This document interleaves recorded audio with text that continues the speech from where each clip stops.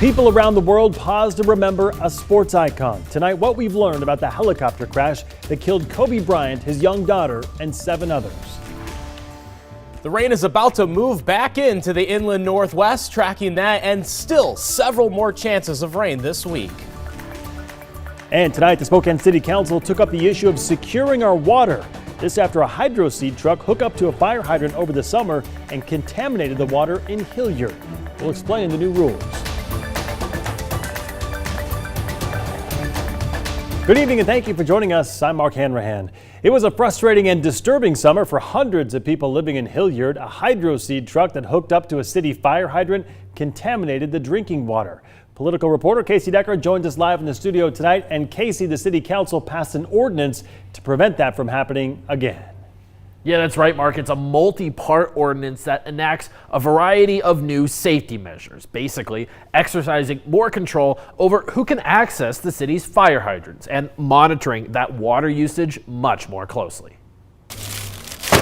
An anxiety-inducing scene this summer. People living in Hilliard lining up at the post office to collect pallets of bottled water. Their own supplies contaminated by backflow from a hydroseed vehicle tapped into a fire hydrant. It took a week to totally flush everything out, during which folks living there couldn't use their taps for drinking or cooking. Eventually, the company responsible was identified. We've resolved that. We're getting paid back for the damage to that, but we realized that, boy, we need to put some things in place to keep something like that or even worse from happening in the future. For months, city leaders explored ways to do that, including installing these hydrant locks that Post Falls uses. Those might still be used, but the ordinance now passed focuses on a series of new regulations on bulk water use. First, only a select number of hydrants can be used. Second, to use them, you have to pay a deposit or provide proof of insurance in case something does go wrong. Third, you need to have and use a backflow prevention device. Fourth, the hydrants will now be metered. That way we'll know how much water is really being used and they pay their fair share of it. That's something the cities wanted to do for a while anyway, to prevent waste and identify possible leaks. The meters will help them keep track of who's using the water, where, when, how much, and for what purpose. And finally, that will all be paid for via fees charged to people using the city's water in bulk. Well, the ordinance passed tonight with a unanimous 7-0 vote. It will take effect very soon, February 1st. Mark? Casey Decker live in the studio. Thank you, Casey. Sodas, juices, and chocolate milk may no longer be a drink option on kids' menus across Washington. A new bill aims to encourage healthier eating habits among children. The bill states kids' meals could only come with default drinks. Those are water, sparkling or flavored water with no added sweeteners, unflavored milk, or a non-dairy milk with no more than 130 calories per serving. Any other drink options like soda or chocolate milk would not be included on the menus or kids' meals. Local restaurant owners are not fans of the proposal. I really feel like it's up to the parents and for them to make the best choices for their kids. The bill states if it passes, the health department would issue a warning if a restaurant is caught with the other drinks still on their kids' menus. That fine would then jump to $250 for the second offense and $500 for a third offense.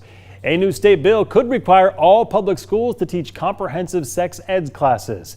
It would require public schools to provide comprehensive sexual health education for grades kindergarten through 12.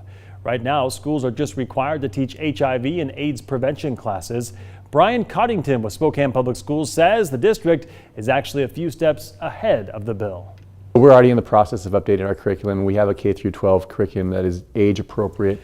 The bill states schools have to offer the classes, not that students are required to take them, so parents would still have the option to opt out at the beginning of each school year.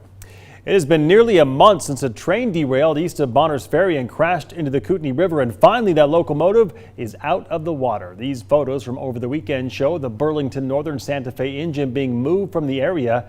After weeks of planning and removing a second engine that derailed on the banks, major progress this weekend. According to BNSF, divers attached those massive airbags to the side of the train to get it out of the water.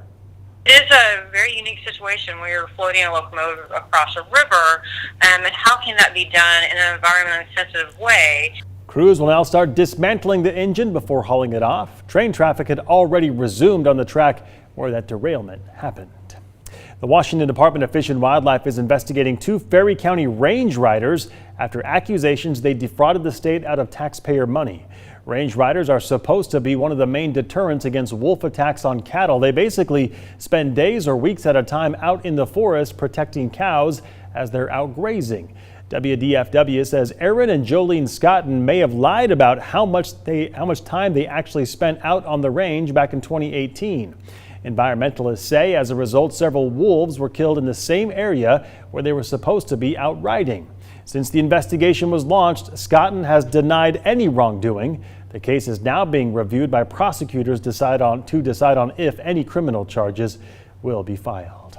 All right, moving to weather now. The sun was out for a little bit today. It was pretty fantastic, but it didn't last long because more rain is moving in. Let's get over to Thomas Patrick in the Weather Center to break it down for us. Thomas. Yeah, more rain continues to be the story even this week, but still that snow trying to make an appearance every here and there. Winter weather advisory just issued about an hour and a half ago, but only for the northern tier of the inland Northwest. That includes all of our northern valleys. 1 to 3 inches of snow, and really 3 inches might even be a stretch. But there is some light snow. You see that really between Omak, Inchliam, and the Republic area, but even the valleys might still start as a rain-snow mix tonight and eventually get to that wet, slushy snow. Otherwise, primarily a rain event yet again. You see a decent amount of rain just moving into the foothills of the Blue Mountains as well as the Palouse as of right now. Temperatures right around 40 degrees through the overnight hours and into tomorrow morning. Yes, a few snowflakes might mix in here and there, but primarily a rain event for us.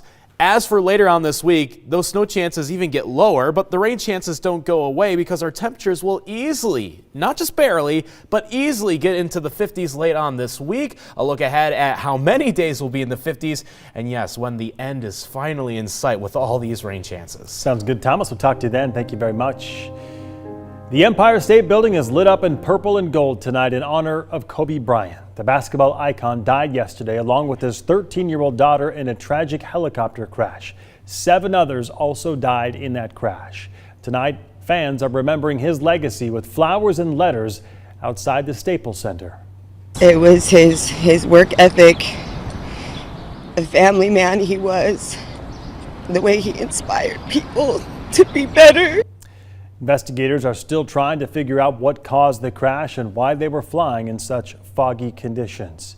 You may have seen the pictures when Kobe Bryant went to a girls' basketball game in Kashmir, Washington just 2 weeks ago. He and his daughters were there to support a girls' varsity player who trained at Bryant's basketball camp over the summer. That game was against the Medical Lake girls team. KREM 2's Brandon Jones spoke with one of the coaches who met Bryant during his trip. Yeah, it seems like everyone has a Kobe story they can talk about, whether you actually met him in person or were just fascinated by his competitive spirit on and off the court. He touched the lives of far too many people to count. That was no different when he made an appearance in Washington earlier this month. The girls basketball team for Medical Lake High School got to meet the legend, and it's a day they'll never forget. It goes to show you what type of person he was. I mean, with all the fame and fortune that he has, that he took time out of his busy schedule to come up there to a little town. Kobe and his daughter Gianna took the trip up to Kashmir for their game against Medical Lake. The two had a friendship with Kashmir's star player, Haley Van Lith, and while the team was there, he made sure to talk with the opposing team as well. There was a certain spirit with him that just made him just so down to earth and friendly and welcoming. Kyle says his squad usually has a quote for every practice, and last week they used one from Kobe about what it takes to win as a team. Within 5 minutes of meeting him, Kyle told me it felt like he had known Kobe for years, but the experience was special because the coach knew what kind of lasting effect it would have on his players. He really wanted to grow the girls' basketball game and get more girls playing, get more fans in the seats because, you know, these girls are working really hard. And while I was talking to the coach, he told me it's upsetting to speak about Bryant in a past tense, but the fact his players got to meet a legend before his time came to an end is a moment they'll always cherish. Mark? Brandon Jones reporting there. Still ahead, after a sunny afternoon, the wet weather is moving in tonight. Thomas Patrick back with his full forecast coming up after the break.